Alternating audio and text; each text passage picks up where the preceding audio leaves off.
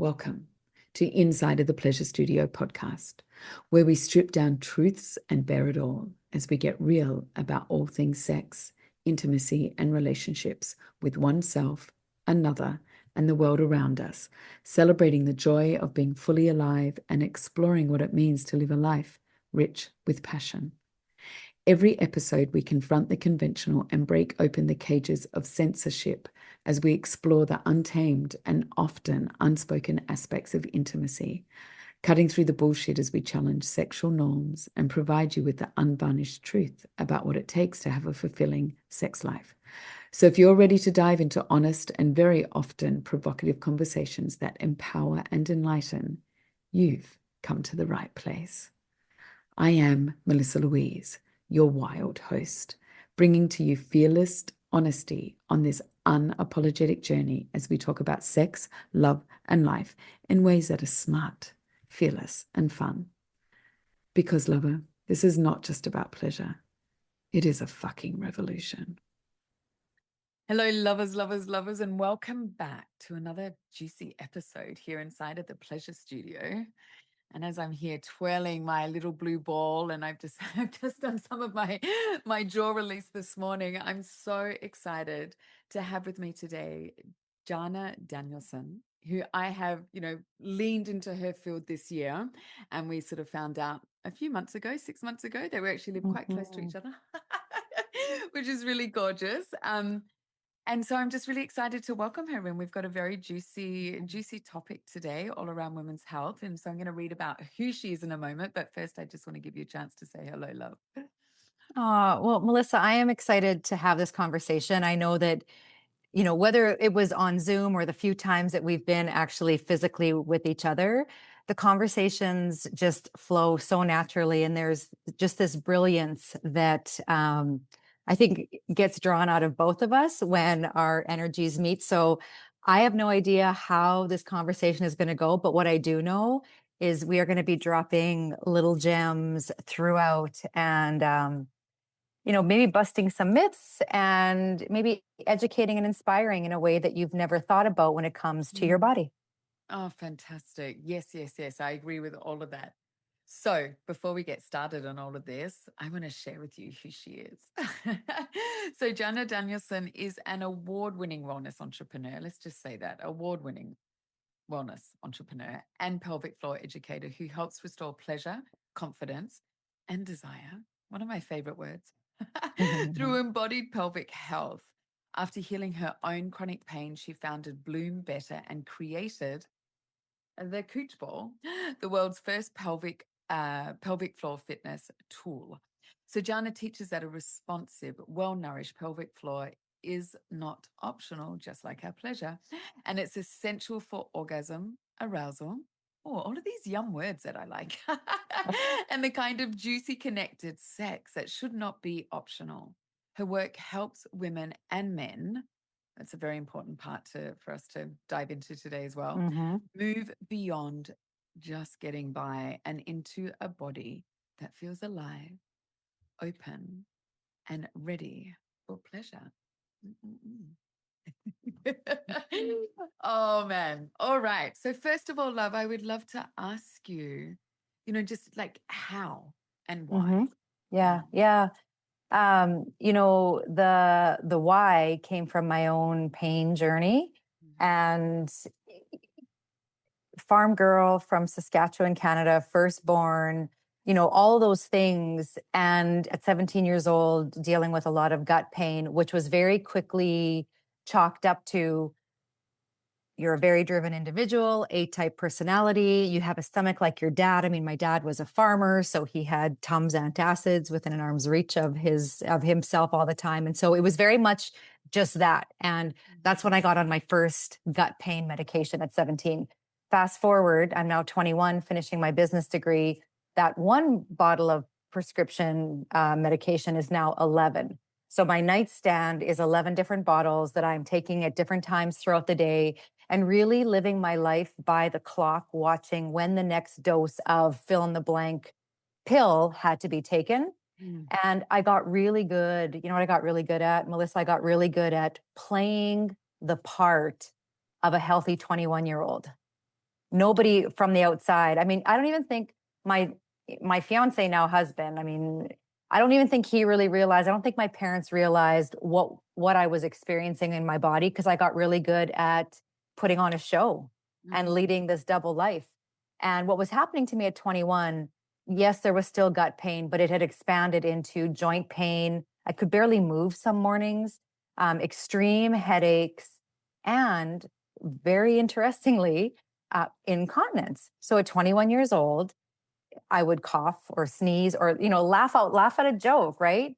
And I would pee my pants essentially. And growing up, we were taught in health class, as this is inevitable, as as a woman, this is going to happen to you, most likely during two phases of your life, after you have children and in this state, or this phase of life called menopause. But here I was in neither of those situations. And that was my reality.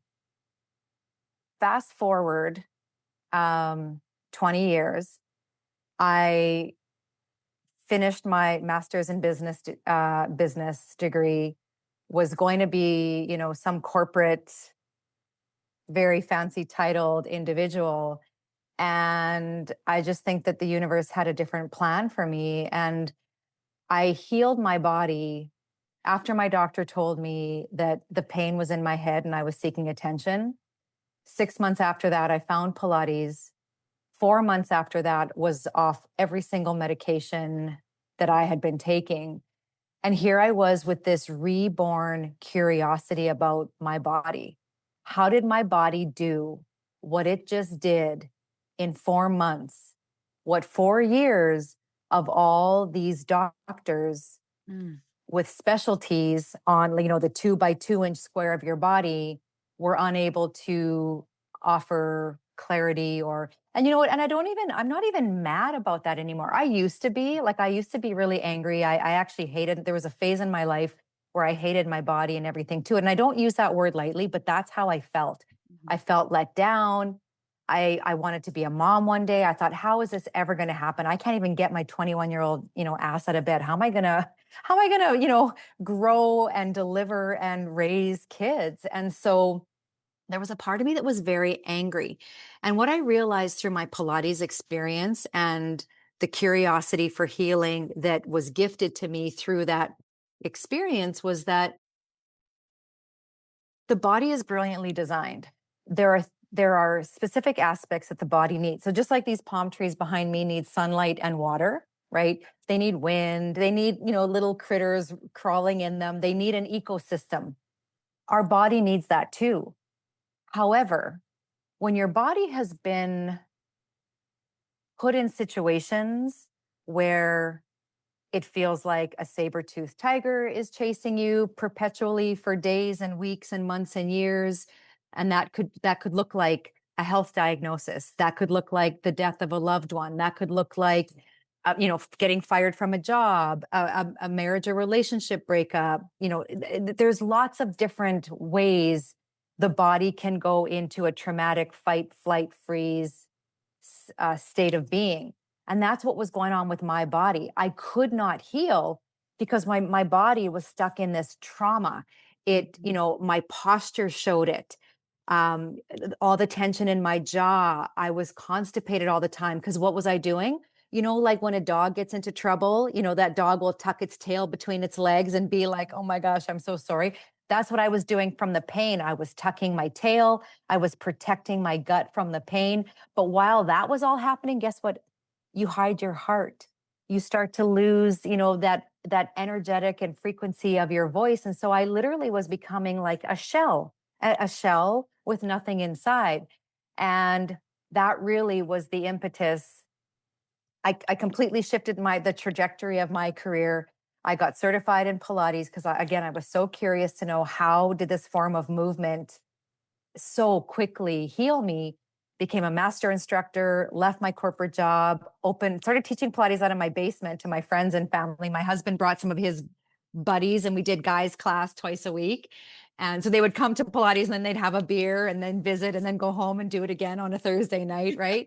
But those classes with my friends and family and guys, guys class twice a week turned into my first Pilates studio that I opened in 2015 or 2010. That expanded to a 9,000 square foot facility in 2015. I grew a clinic, an integrated health clinic with chiropractors and physical therapists and naturopathic doctors and Reiki and reflexology masters and nutritionists and mental health practitioners, all under this roof. And these beating hearts, these people all believed, like I did, that the body needs certain things at certain times to be able to heal, to be able to flourish. And when I was at a Pilates conference and I heard a urogynecologist presenting his research on pelvic floor. And I was like, ooh, I'm going to go. Because I mean, right? Peeing my pants. My 20-year-old version was peeing herself. My 40-year-old version was not. And I was like, I want to learn more. Excuse And me. it was one of those, remember that movie with Tom Cruise, Jerry Maguire, You Had Me at Hello? It was one of those moments because he shared his research that said 90% of pelvic floor dysfunction is a fitness issue and not a medical issue. And so when it kind of stopped me in my tracks. I was like, wait, what a minute. Wait. As a Pilates instructor, I can help 9 out of 10 people and we'll talk more about this, but I think a lot of people and I even had a woman this morning say to me, I'm so glad I don't need your cooch ball yet because I don't pee my pants. And I'm like, time out. Peeing your pants is not the only pelvic floor issue, Oh, right? That's awesome. one Yeah, I of want to them, get into right? that. Like, let's, Yeah. yeah. So, we'll chat more about that. But every single human being on this planet has a pelvic floor. And when I heard that stat, I was like, okay, this is like a gift for me to create something. So again, through Dr. Crawford's research, I found out that the pelvic floor, which is 14 muscles. By the way, Here's it. I just put I my, saw that. I I, saw I you're just, I'm sitting on my like a cooch little ball of chicken it. on your, yeah. So this is, if you're watching this, this is a female pelvis. Here's the pelvic floor. There's 14 muscles, 3 layers of muscles. And some of them are more marathon muscles for like when we're standing or, just kind of living our life. Then there's fast twitch muscles for when we are coughing or sneezing. And, in a man's body, it's very similar. So here's the Mm, pelvic floor. So you mm, don't need to have the equipment to be able to have a baby to have a pelvic floor. We all have pelvic floors, and there's all sorts of um, like little hiccups that happen in our life that you may not even come close to thinking, well, maybe that's a pelvic floor issue. And so that's how it all came to be. I went back to my studio and clinic after that conference, and I was like, okay, I now know that posture is key for pelvic floor health. I now know that breathing is key for pelvic floor health, but there was this third aspect, which was blood flow. And I had pelvic floor physical therapy at my clinic and I sent my clients there all the time. But I thought, what could I do in my Pilates classes? How could I start the conversation? Because I felt like everyone was on mute. No one talked about it. Or when I started talking about it, the energy would get really weird. So we have 3 boys. They were much younger then. I remember going home and like straddling foam rollers and sitting on mini basketballs and these little orange floor hockey balls and it was kind of like the 3 bears. Some of the porridge was way too hot, like no bueno. Some was just like meh, didn't do anything. So I couldn't find the just right porridge, and that's where the cooch ball, the idea, the inspiration for the cooch ball happened.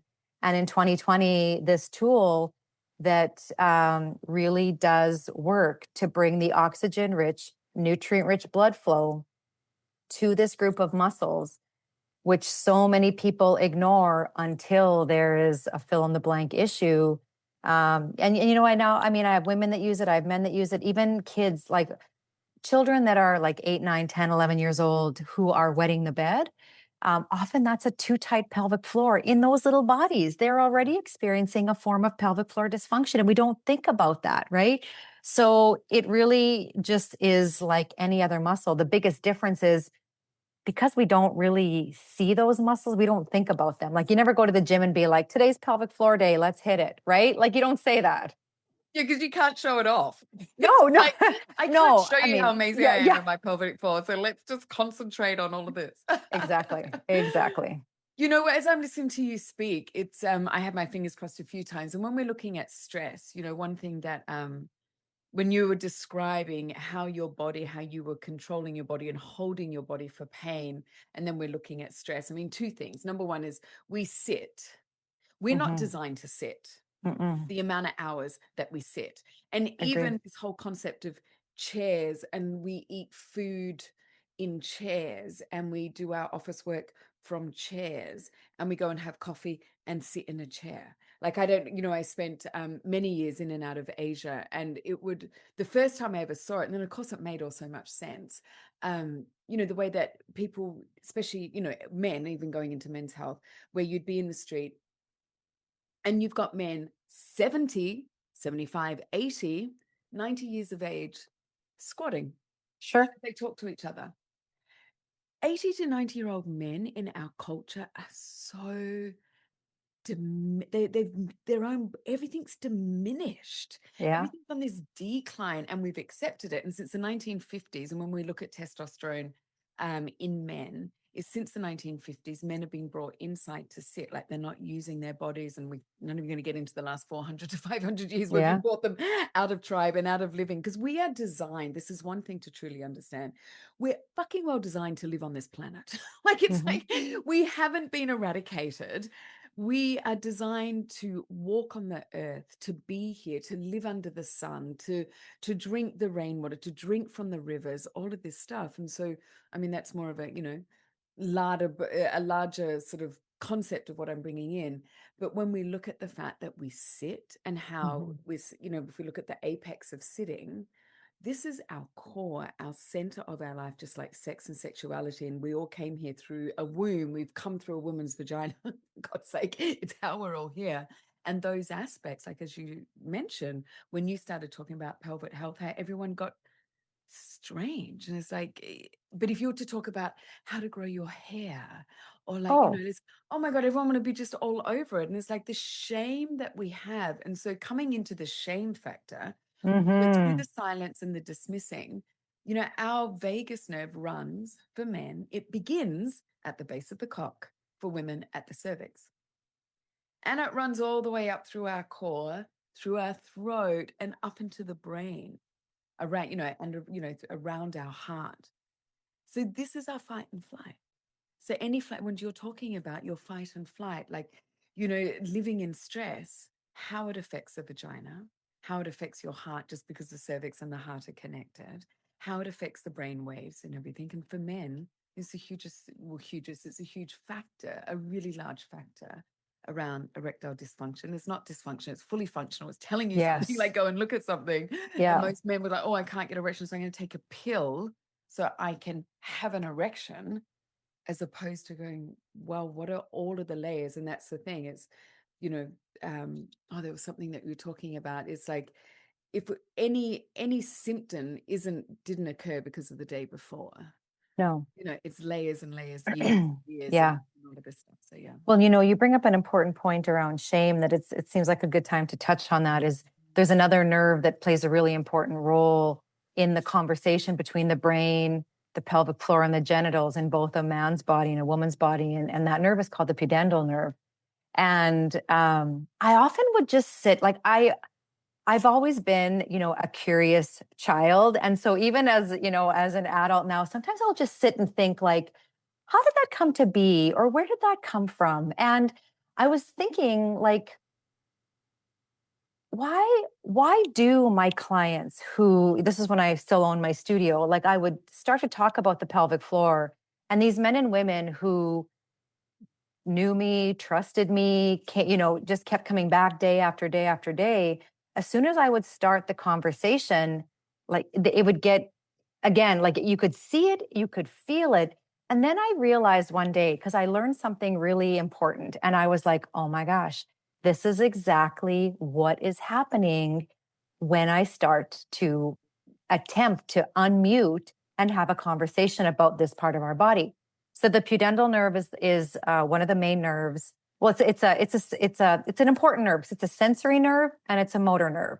So it's a major information highway from the brain through the pelvic floor and the genitals, and it's also that's the motor part of it. And then it's also a sensory nerve. So everything from pleasure through to pain travels down and up this nerve? Well, if you were to Google or go into chat and ask, what is the Latin root of the word pudendal? And what pops up is an area of shame. Mm. And if you know the work of Dr. David R. Hawkins, he wrote the book Power versus Force. He's got a scale of consciousness, right? Enlightenment is the top. Peace and joy, love is kind of halfway in between. Courage is the bar between the restrictive emotions and the expansive emotions, but shame is actually the lowest frequency emotion we have on this planet. And the nerve that sends communication and sensation to the pelvic floor and the genitals, its namesake is the lowest frequency emotion on this planet. Like, how does that even Wow. like what happened? Like we're who, first of all, who and why? That's The like those are my two quintessential, questions. yeah, the quintessential questions of how and Yes. why. Yes. I mean, it's like I'm so into I'm like, the etymology of our word, Yes. etymology, words around magic, and I've even just not digressing, but going into a little corner. Let's go down a little alleyway. It's like the Yes. whole naming of women's genitalia by men who somehow discovered it, like freaking going up, up a mountain going, look what I found. It's like, no, dude. Yeah. No. Yeah. We have it. Yeah. It's ours. It's not a G spot named after your last name. Like No. I mean, No. it's, and also too, it's like, okay, saying it out loud here, it will happen it's going to happen in the next 3 years. We need to rename all of these parts of ourselves, Mm-hmm. and women need to Mm-hmm. lead that. This is our body. We're a female body. It's not a Yeah. G spot. And I'm not going to name it after some German doctor who like, oh my God, I can't even imagine how he found it. It wasn't through a beautiful, deep lovemaking session No. where this woman felt so seen and open and she was fucked wide open. No, would have been very clinical. Um, so I think we need to change all of these Yeah. names, I because agree. the I agree. etymology of every time someone's reading a medical book or learning about their body, that they digress into the Mm-hmm. contraction of the incredibleness of who we are and how we're made up. I'm going to hop off my scooch bar. Agree. Yeah. So much fun. It's how I have my coffee. I drink my coffee and I sit here with my doorway looking over at the ocean and I'm rolling. Oh my God. So good. It's so easy, right? That's the thing. It's the ease of it. Oh, it's Yeah. nice and warm. I've got it between Mm-hmm. my knees now because it's warm. So one of the questions I was, musing on this, and I think you've answered it in such a breadth or sort of wide, things like, what is pelvic health? And I think, when people think of, or what I understand is often when pelvic health gets mentioned, it feels like what you said before, is even when doctors are looking at you, it's like this, okay, it's this tiny little, here it is, it's this Yeah. box. And we will attend to it. It's kind of like the cervix, when women don't learn about their cervix unless they become pregnant. And now the doctors look, and now it's suddenly this Yes. topic of thing, that's what you're going to get scraped to make sure you don't have cancer. It's so medicalized, and how they medicalize, Mm-hmm. the pelvic floor. But I know what's been, so intriguing for me being in your field is like every time I watch one of your reels, you're like talking about the big toe, talking about, and I'm like, wow, like that's the whole body. So can you go further into Yeah. that of like the depth of the connectiveness of our pelvic health Yeah. throughout our whole body health? Absolutely. So, when I think about the pelvis, it really is like a trifecta, because there is the physicalness of the pelvic floor, which I've shown you, the 14 muscles hold up the pelvic organs. So in a woman's body, it's the uterus, the bladder, the rectum. In a man's body, it's the bladder, the prostate, and the rectum. So the pelvic floor is involved in literally everything we do, every step we take. Like, it sounds like the song by the Police, every breath you take, every poop you take, every pee you take, every time are involved with self-pleasure or sex with a Oh, honey, partner. I can see a whole YouTube jingle coming for Well, here. exactly, Let, right? let, let me be a part of that. Yes, We could do a whole little like. we totally could, right? But Mm. anytime you throw a ball to your dog, or you pick up a Rubbermaid container in your garage, like whatever you're doing, the pelvic floor physically is involved in everything that we do. So can you see how when we when it doesn't work quite right, because it's such a pivotal part of what we do, that becomes those biomechanics become a little less optimal. And what a lot of people don't realize is that the pelvic floor is actually physically part of our core. So we talk about our core very often as our abdominals. Like I gotta strengthen my core, right? We'll hear that statement. And what most people will think or interpret is I'm gonna lay on the floor and maybe do some sit-ups, maybe I'll do some planks, I'll get on my Pilates reformer and I'll work my core. And it's only partially right because the floor of our core is the pelvic floor. Mm. We're going to do a little demo later. So you're going to actually see this again. So this will be like a little bit of a stacked education piece. But the pelvic floor is the floor. The diaphragm is the ceiling. And then the four abdominal muscles, the six pack, the obliques, which side bend us and twist us, the deep, deep transverse abs that act like a corset that wrap us from the back to the front. It's truly our internal waist trainer. Sometimes you'll see guys at the gym wearing those big, thick Olympic weightlifting belts. That's what that abdominal muscle does. And then there's these two little muscles up either side of the spine that are like zippers. They're called the multifidus. And that really, like, that's our core. And so because that core needs to work together, it's like a team, right? So if one member of the team is like not paying attention or is too exhausted to do its job, the rest of the team either has to pick up the slack and maybe keep going as a functional unit, but maybe there reaches a point where all the extra work the rest of the teammates are doing, they're like, frick, we're tired. Do Mm. your own damn job, right? Mm. And that's how we can really start to understand that something as simple as our breath. Like the first thing that I share with the men and women in my community is if you take nothing away, excuse me, from what I share with you, it's if you start to breathe with your diaphragm, like a newborn baby, that belly is rising and falling, you will, by virtue of that, impact the health of your pelvic floor, the physical health in a positive way, just by learning how to breathe properly. All right. So there's the physical aspect. That's one part of the trifecta. The next part is the emotional aspect. So, Mm. there was a study done that a group of women were watching a show, like a scary show. And they wanted to see where in the body did they experience the fear of what they were watching. Would their heart rate increase? Would their palms get kind of clammy? Would their shoulders jack up to their ears? Would they squint and not want to watch?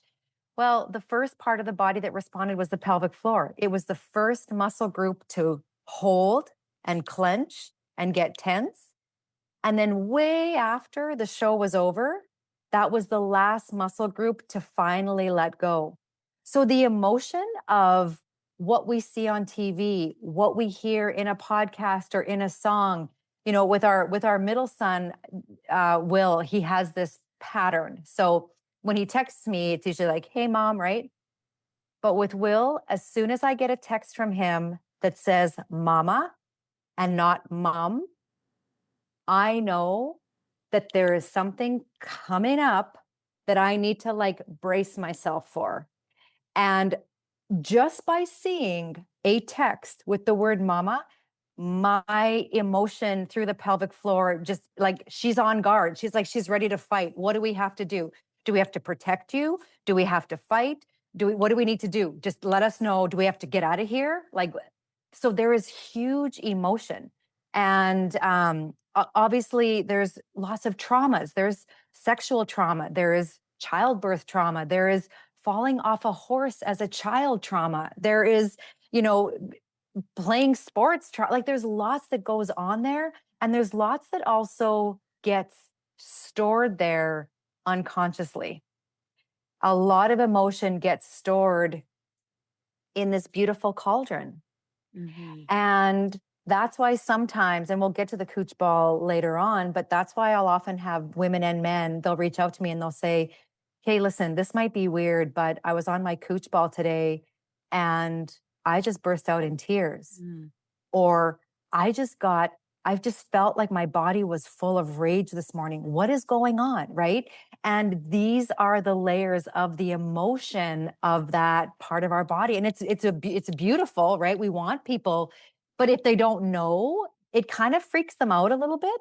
And then there's the energetics. Like the third part of the trifecta is the energy. Like that is our sacral chakra. That is our creativity. That is our sensuality. And so if you've had moments or phases of your life where you are like indecisive, where you feel like, your creative juices have dried up, you're writing a book or you're painting something or you want to make a new recipe and you just feel stuck and that's not normally, your modus operandi, it could be the energetics of that sacral chakra that are stuck. Maybe they're spinning the other way. And so this is the beautifulness of the pelvic floor is it is not just physical muscles and tendons and fascia and nerves. Mhm. There is all of this other, there's a huge aspect to it which I think many of us ignore until either the pain or the frustration or the anxiety is just too much and we surrender. Like, I don't, help me, I don't know what to do next. And so, women and men come into my community for those physical fill in the blank: constipation, cold tingly feet, chronically tight hips, low back pain, some of the erectile dysfunction. Mm, mm. So they come for that, but then we start to peel away the layers, and there is so much healing on the other side of this, spectrum of movement. It truly is movement as medicine in all of its really in all of it's like mental health, it's physical health, it's heart health, it's immunity, it's hormone balancing. Like it's all of that. Yeah, yeah. This is like I'm sure you've heard of this book, the body holds a score. Hmm. It's truly understanding that everything in our body is connected. And that's also what it's why I always lean into, well, not lean into, for me, Chinese medicine is Yes. for any medical stuff that I might need. Because I truly understand how every organ is connected to the other organ. Like, just take an organ out because it's not working. We've got to go broader along that. And actually, you just mentioned ED, and it was one thing I want to sort of lean a bit further Hmm. into, is speaking about men and men's Hmm. pelvic health, and even looking at, when you're talking about, when you're in your studio, people sort of like clamming up and not, having a different energy around it. Also, what is your experience about men accepting the cooch ball or leaning into the cooch Hmm. ball and Hmm. understanding when I say the simplicity of it, it's like, yes, it's going to be a journey. It's not this thing, okay, well, I'm going to physically Yeah. fix it. Yeah. But yeah, like, what is your experience with the response from men? So at first, and I didn't realize how brilliant I was when I was working on the marketing of this, right? I knew I had to name this baby something that would be catchy and a little provocative. And for someone to be like, did I just hear her right? Did she actually say cooch ball? Right. I had a marketing firm helping me with this, which I ended up not going with any of their suggestions because they made it so clinical. They wanted me to call it the peri ball because of the perineum, right? You sit on it in your Okay. parent. And so they're like the peri ball. And I'm like, what? No. And then they wanted the V ball or the P ball for vagina or penis. And I was like, hey, I know baseball has 3 strikes, but you guys are done after 2 strikes because this is brutal. Like, so then I was like, you know what, it will land, it will land. And sure enough, one night we were seriously just watching TV and I was like, oh my gosh, cooch ball. And so that came, and then we lovingly, like, now with our the men's cooch ball experience, it's the cooch for your gooch, like it's the cooch ball for your gooch. That's what it is, right? And so Fantastic. so that's why I chose to use language that was, a little flamboyant, kind of fun, and curiosity provoking. Mhm. So, men, and here's the thing: the men that come into my community are already either via their partner or a coach, someone like you, right? It's already been teed up a little bit. And these are like, the 1% of the 1% already that know that, we weren't built to be on all these medications, that our body is meant to last us to the last breath on earth. And so I, I get to work with people already That are in that open, that have stage, already been, right? yeah, But you know okay. what? At first, there's a lot of humor, right? Because sometimes awkwardness can be dealt with in humor. And men right now, I would say if I were to take a snapshot of like the last 6 months of like the DMs coming into me and the emails that we get, if this was 5 years ago, for every 10 female inquiries, I would get one from men. Do you know that in the last 6 months, I a- it is pretty damn close to half and half, or maybe even a little bit more. And there's a few things going on here, Melissa, that I think are at play with men. Men are action takers. As Mhm. women, we will hum and ha and we'll think about it, right? Get someone Men else's are like, opinion on it. exactly. This does what? I have to, this is 3 minutes. I sit on this for 3 minutes. Sign me up. Like there's no, right? And also like accountability and execution, guys are really driven like that. Mhm. So as soon as they understand that they have a pelvic floor, b, it can be dysfunctional, even from like carrying your phone in your back pocket or your wallet in your back pocket for years, that is enough to throw off the bones of the pelvis, which obviously when the structure is thrown off, the soft tissue is going to be thrown off.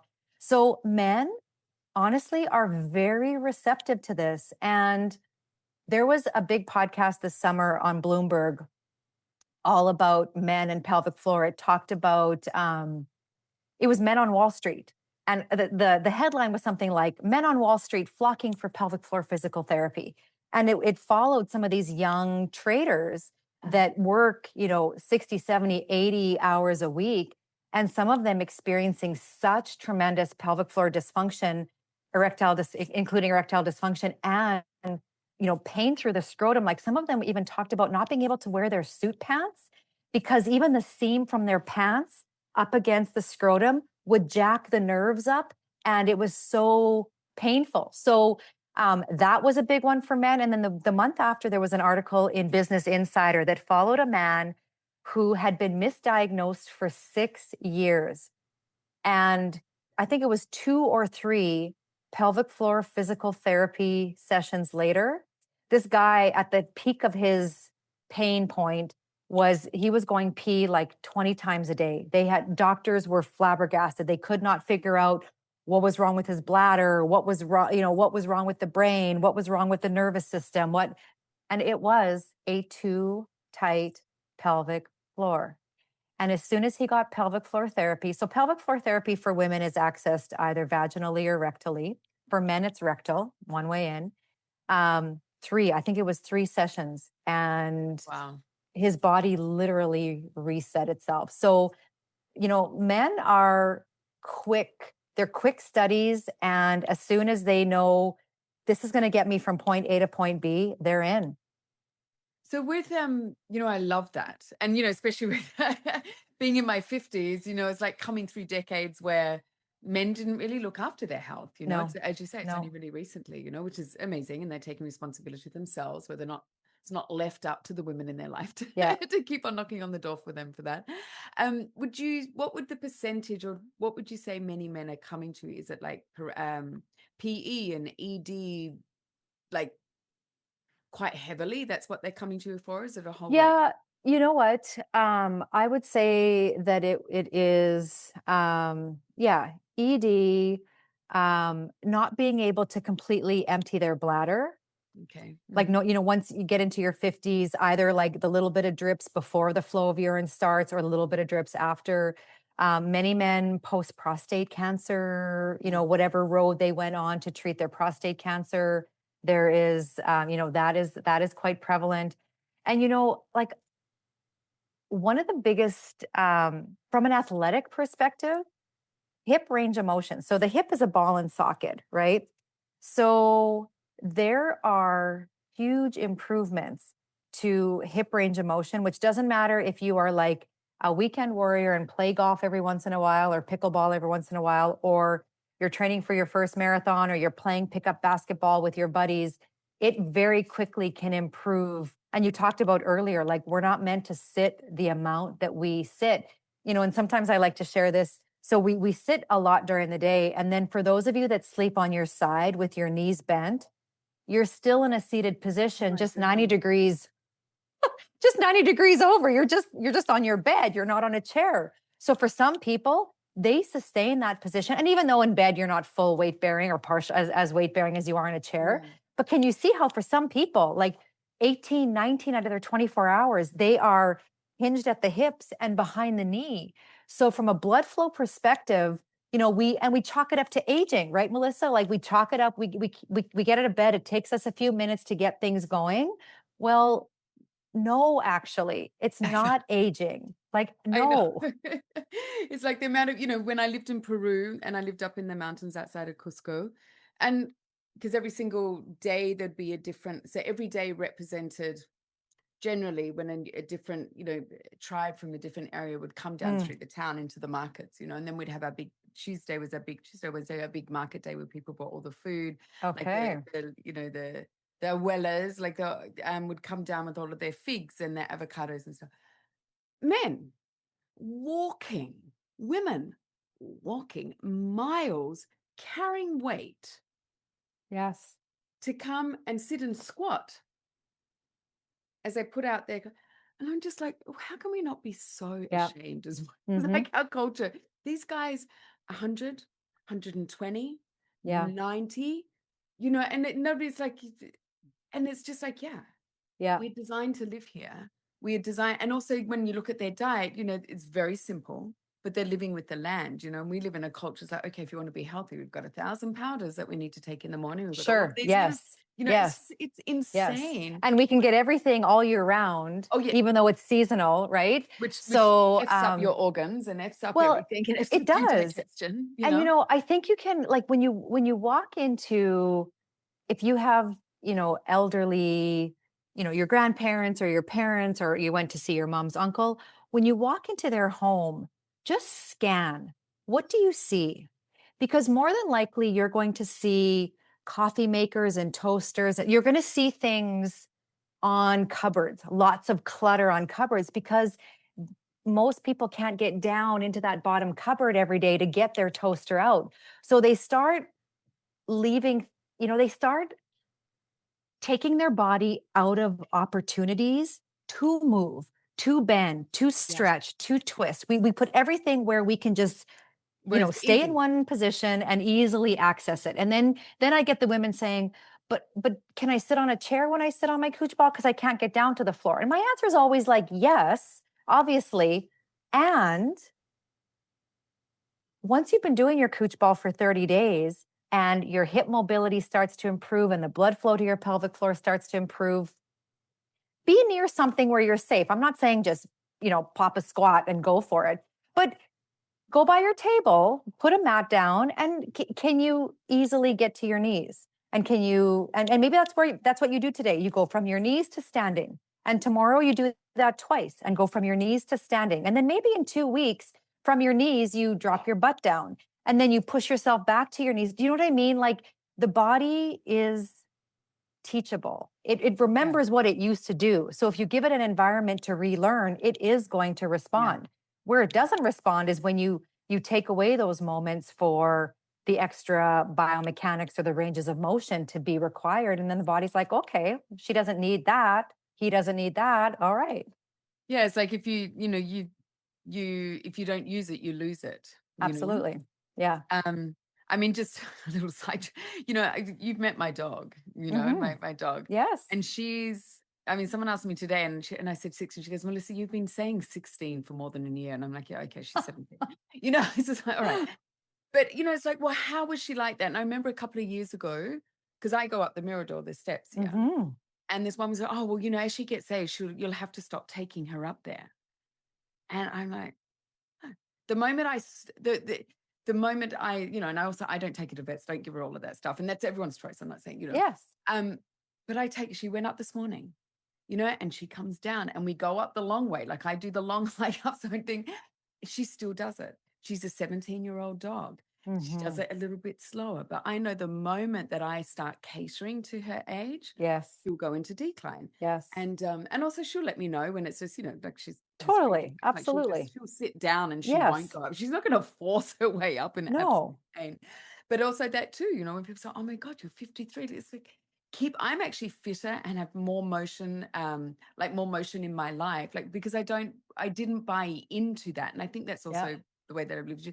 Not buying into the narrative. We can even talk about, perimenopause and menopause, regenopause, even this word, like the etymology is like regenopause. We regenerate. Our brain gets a whole up level and just going, oh, life now is interesting. It was interesting Mhm. before, but now we're in a different type of, and Yeah. as opposed to, wow, you're this, I was on a call last night with a group of men, and one of the questions was, yeah, but women, don't they like, they don't want sex once they're older?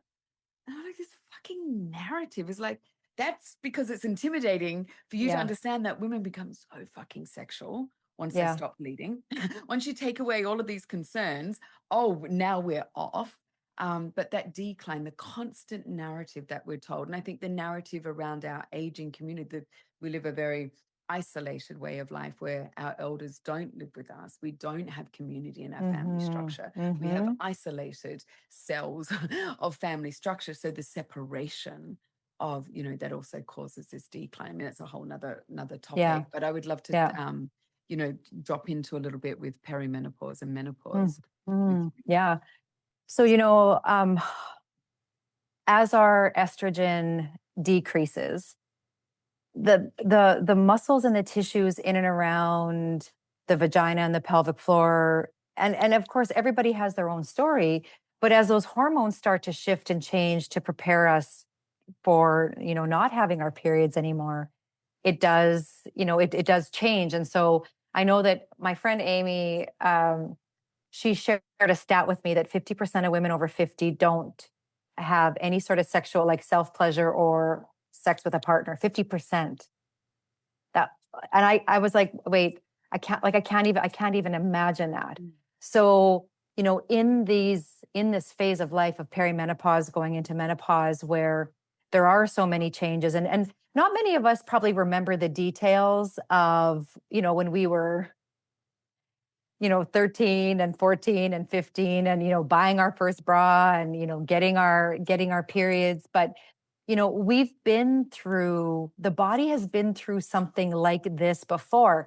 We just didn't necessarily have all these extra responsibilities, right? That have created this Mm. container where, so many of us just are almost, it's like frozen tag. We don't know what the next first step is. And again, that's where we get disconnected from, what is the simplicity my body needs? Oh, my body needs breath. My body needs, the sympathetic and parasympathetic system need to know that this is safe, that, once I'm jacked up, I do know how to, like, kind of chill out.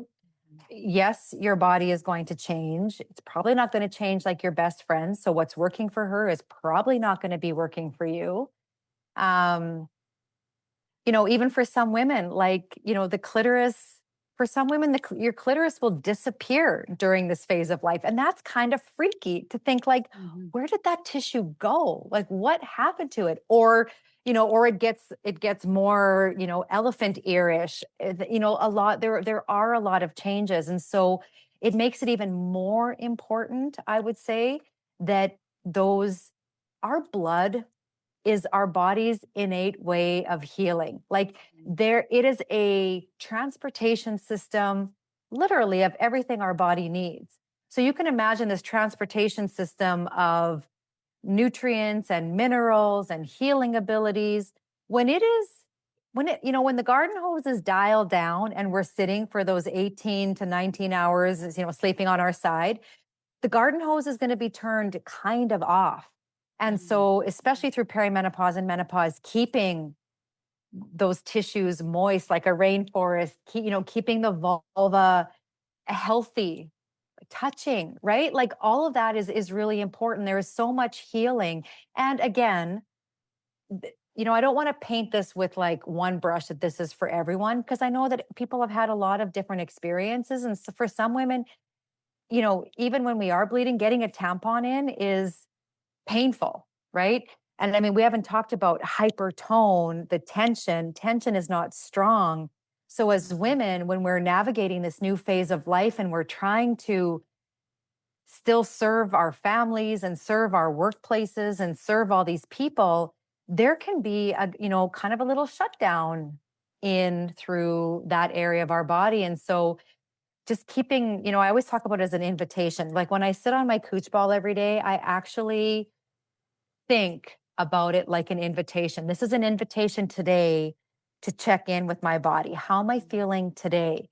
Does the blood flow get there right away? Is there like a heartbeat there? Is it a little more of the ouch factor? Because, yesterday I was sitting all day and didn't really move my body much. And so that piece, I think, besides all the other aspects of perimenopause that we can navigate through HRT or not HRT or supplementation or not supplementation, there's just something very beautifully simple and almost red tent, Mary Magdalene, kind of vibes around staying connected Mm, into this part of our body as, we move through this phase of our life.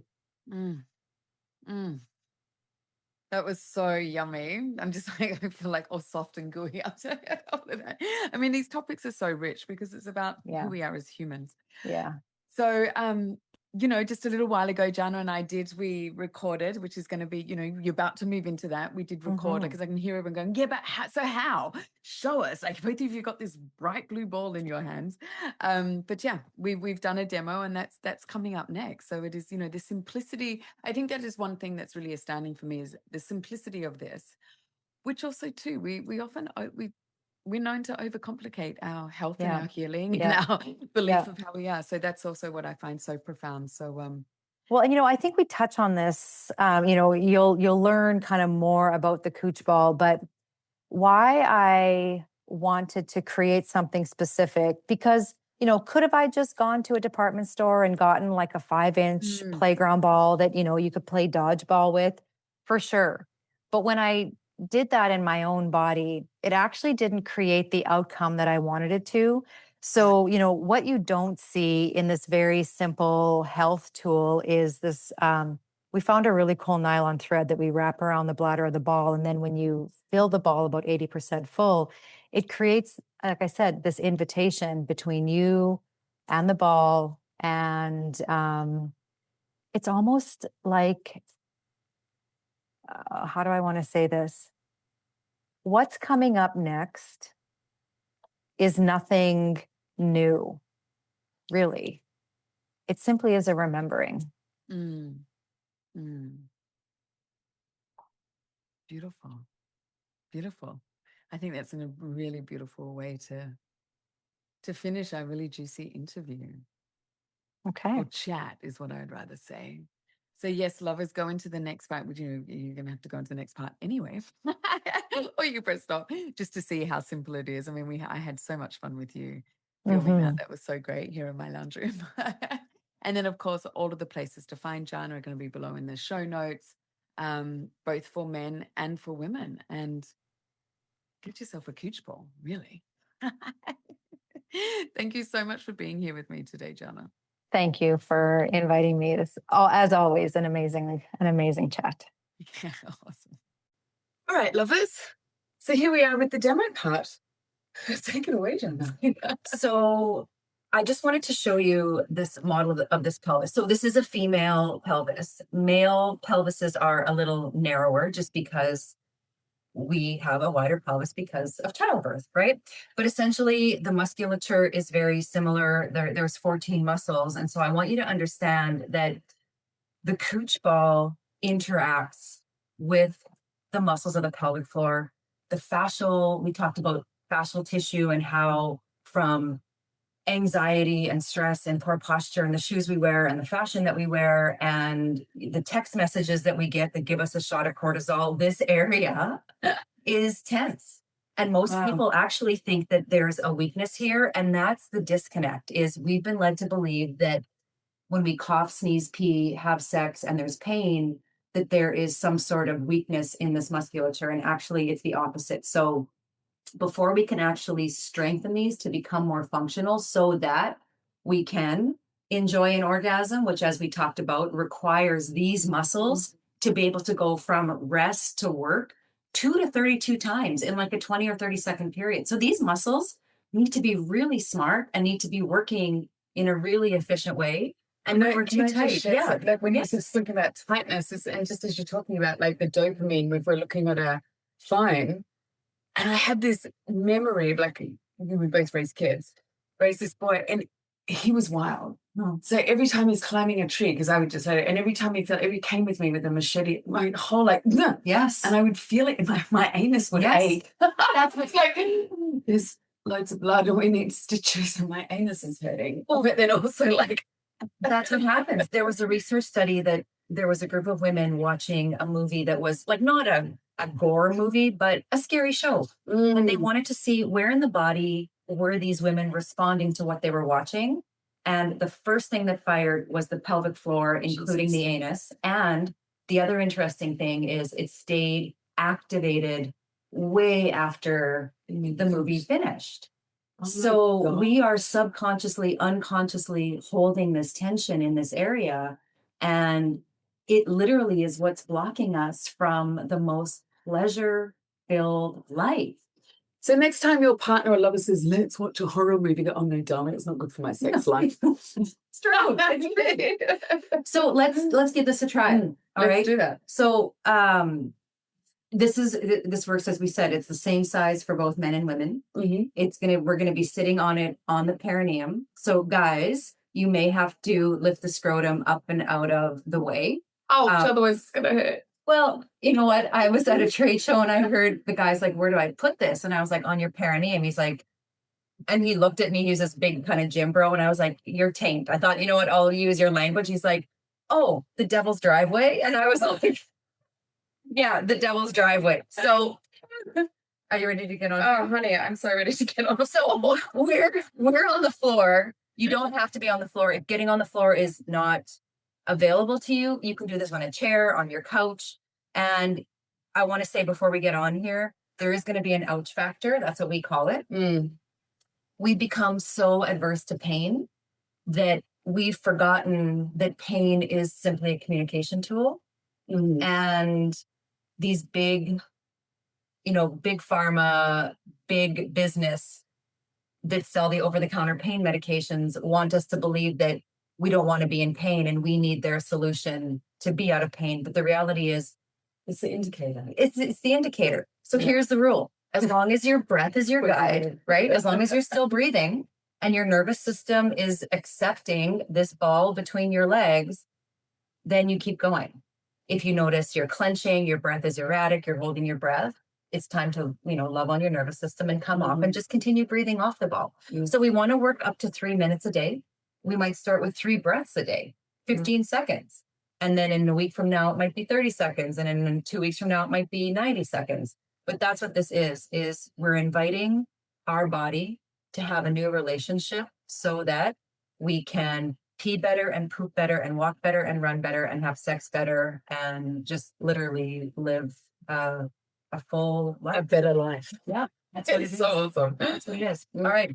This is a little squishy. We talked about this earlier. And the reason it's a little squishy is, again, we're inviting the body to have a conversation. So we want there to be a little bit of give to this. What you don't see in the cooch ball is I found this really cool nylon thread, and that's what I wrap around the bladder of the ball. So that's why this is actually created for the body. It's not a playground ball you would buy at the department store and your, kids would play dodgeball with it. It's not that at all. So you don't get back my cooch. Well, with the cooch. I had a woman say to me, you really need to invent a pooch ball because my dog has bit 2 of these. So maybe that's what I'll do. That's it. Yeah. All right. Listen. So the first time you get on here, it is going to be interesting. A headset. And Ad lib. yeah, go. All right. So I know you can't see the top of my head, but eventually you want to be ribs stacked over your pelvis. And do you want me to push it up a little? Yeah, just pull it up a Pull little. it back. I don't. Oh, no, the screen, just the screen, so it opens it a bit more. Oh, Yeah. There, that's better. Okay, so when you first get on here, what are you feeling? On actually my sides of my labia. Yeah. Yeah, both sides of my labia.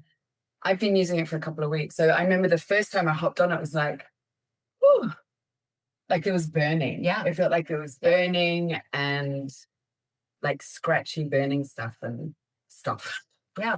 And so if you didn't know any better, you would think this ball hurts me, I'm not going to use Yeah. it, right? Yeah. And so that's why it's so important to utilize the guided training videos so that you can be educated and inspired to understand what is your body telling you in this moment. Yeah. So what we want to add on here is, so the diaphragm is the main muscle of respiration. It sits here in the crest of our ribs.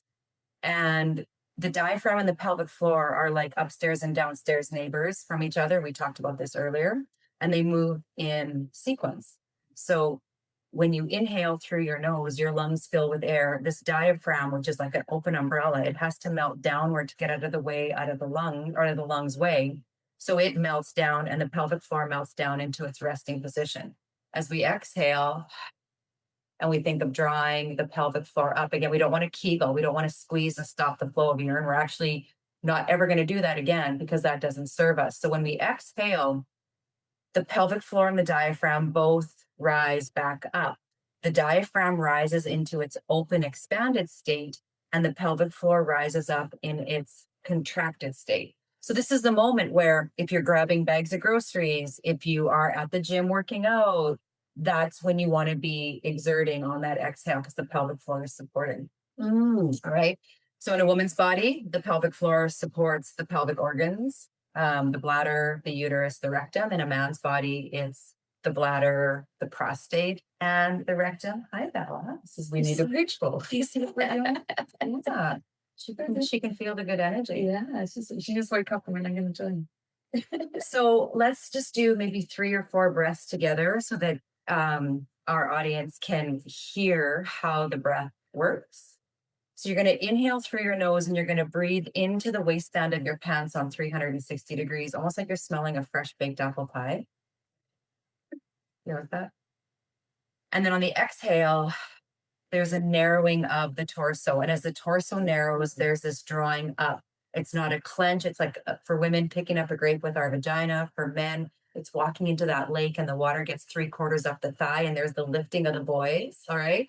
And then the inhale brings it back down. And the exhale draws it up. And again, you're trying, in the early days, you're going to just be like, I don't know what I'm doing. Am I lifting? Am I lowering? And the goal here is that you're going to start to have a more deeper understanding and you're going to reconnect with this part of your body in a really beautiful way. So let's do one more breath. Inhale and exhale. And that's the lifting. All right, so let's come off the ball. And I want you to tell me what you feel after a few seconds. Just give your body a chance to feel. Mm-hmm. How do you feel?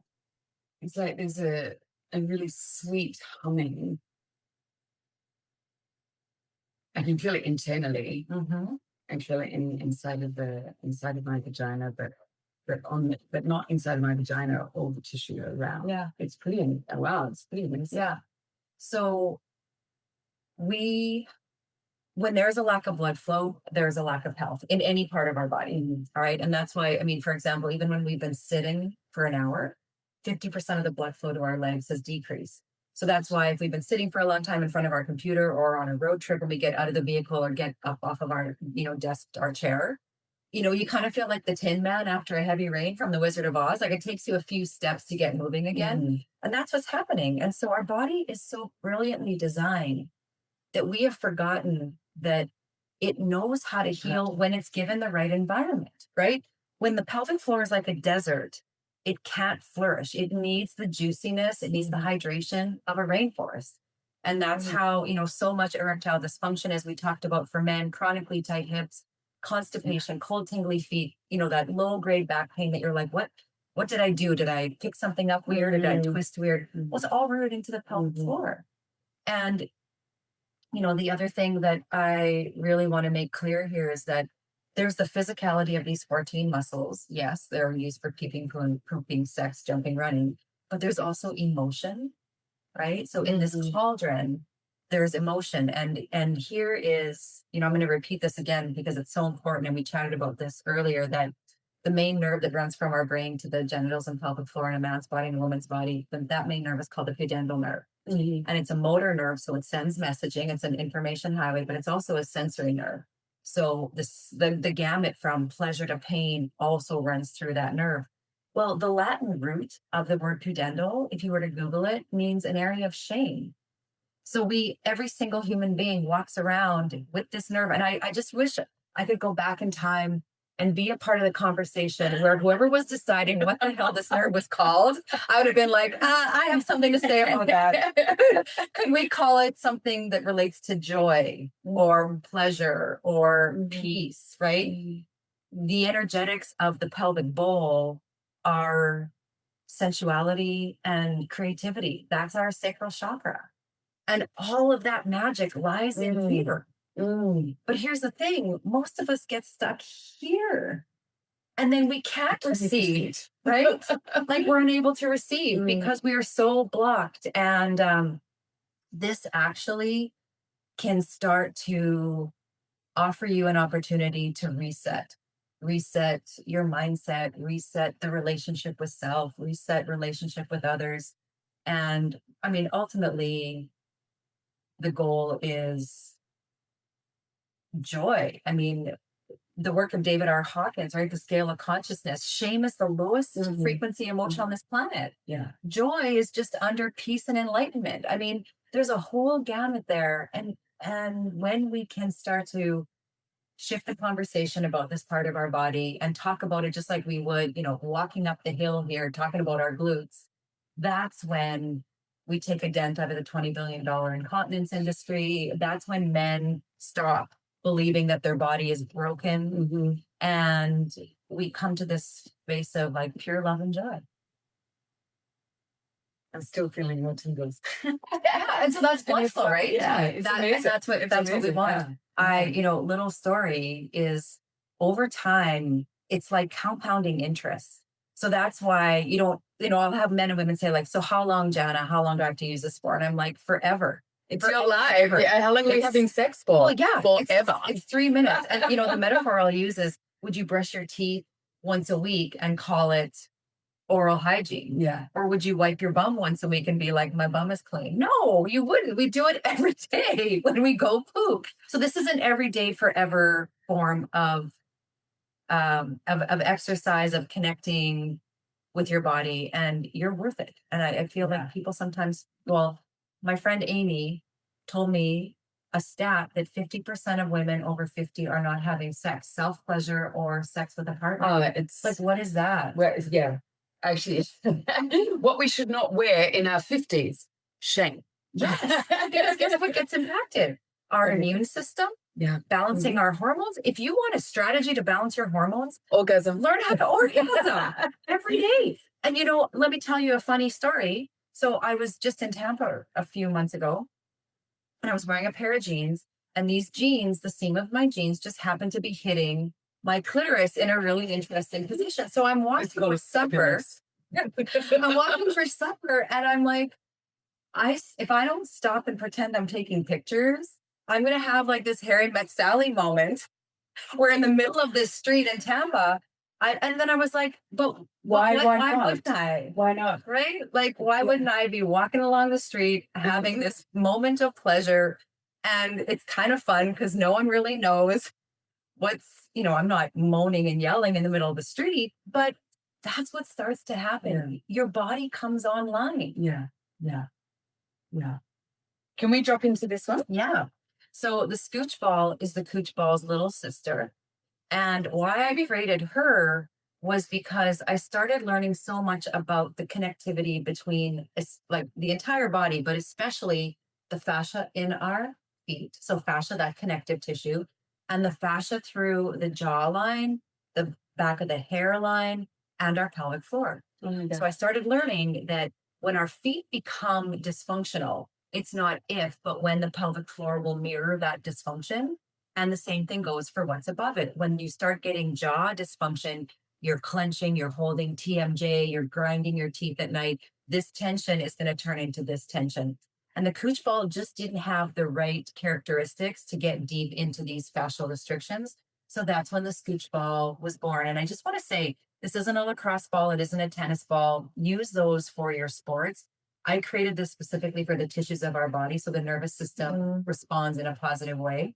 So that's what we do with this. Plus, you can also work it through your glutes. You can work it through the back of your shoulders. So it becomes like your in-house personal massage therapist. Yeah, I use it when I'm in meetings or I'm watching. So I'm studying again at the moment. So it's what I like, sitting and studying. Yeah. It's like, ow. Yeah. It's amazing. But then after, how does it feel? Oh, fantastic. Right. And it's so great. The work on the face is great because our skin, even from like a vanity perspective, anti-aging, our skin is so thin. And when we can bring blood flow, like it's just like when someone makes you blush, right? Like physiologically, that's a good thing to happen. So you get to induce it with the scooch ball. So together, they're like the dynamic duo, Batman and Robin, really. But we're just talking about blood flow to the face. Yeah. I'll make another video about that. But the way of the green dragon, which is You told the Taoist culture. Yeah. It's like, that's why fellatio is so important for women. Orgasms and fellatio are very important for your health because it brings blood flow to the skin. And then when you receive, don't know if this is the right podcast for that, but when you receive the glorious liquid gold from a man on your face, there's more blood here, which opens the cells, which means you take in more collagen, boom, boom, and use this. Whilst giving one. Maybe. Well, you could try. That's multitasking, I guess. Yes. Yeah. Oh, speaking of multitasking, because I hear people go, oh my God, now I've got to do 3 minutes. Sit on it with your coffee, for goodness sake. Oh gosh, just like so easy to snap this into your day. Just like, yeah, like on a meeting. Well, when you're eating your food, when you're watching TV, when you're listening to a pot, like we sit during the day, and you're not going to tell me that we don't sit. Like that's not true. So, and you know what? It's really important. The other strategy is keep it around, because when it's out of sight, it's out of mind. Yeah. But once you've been using it, I always say after 30 days of consistent use, your body is going to crave it, right? And especially if you're someone who is well, yeah, exactly. I had one of my male clients reach out to me and say, like, listen, I'm waking up as the 16-year-old version of me every day. My wife loves this, right? Fantastic. You know, people that are like, I didn't realize that I was supposed to poop every day. And that, like, you know, it's some of those things that really start to get, I mean, like I said, the body's brilliant. It heals and we start living a more efficient life. This is so much fun. This has just been so much fun. Thank you so much, Jana. You're welcome. And so as all of Jana's things, all of the links are down below. And yeah, we're going to continue this conversation over time. So yeah, you can contact Jana through all of those links and get into her field and get on a freaking ball. Get a blue ball into your life. Blue balls. That's a hot. Well, I know. Blue balls. Blue balls for your blue balls. Blue balls for your blue balls. All right, lovers. You have been inside of the Pleasure Studio, where all things intimate are up for discussion. Thanks for getting real with me today, and I hope you enjoyed this episode. If this conversation sparks something within you, do not hesitate to share it by emailing me via the link below. If you're not already, you can follow my good tush on the social media handles also below, and make sure to hit subscribe. Tune in next time for more truths about pleasure and passion. Until then, stay bold, courageous, and truthful as you explore your pleasure your way.